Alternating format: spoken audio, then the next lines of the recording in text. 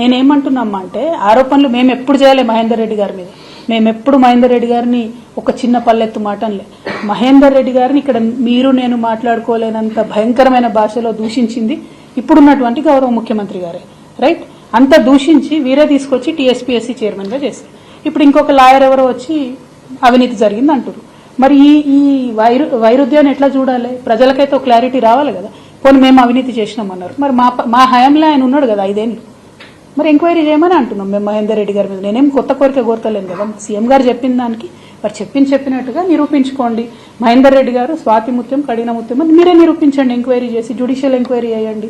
కానీ ఈ క్రమంలో తెలంగాణ నిరుద్యోగులకు నష్టం జరగకుండా జాబ్ క్యాలెండర్ ప్రకటించండి. మీరు మొన్న ఇచ్చినటువంటి జాబ్ క్యాలెండర్లో ఫిబ్రవరి 1వ తేదీ నాడు గ్రూప్ 1 ఇస్తామన్నారు. వచ్చిందని ఫిబ్రవరి 8వ తారీఖు వచ్చింది. ఏమన్నా అంటేనేమో ఎక్కడ మేము ఇప్పుడే వచ్చినాం, నిన్ననే వచ్చినాం, ఇంకా మూటాముల్లే సర్దుకోలేదు అంటున్నారు. Okay, no problem. దీనిలో ₹1 ఖర్చు లేదు కదా.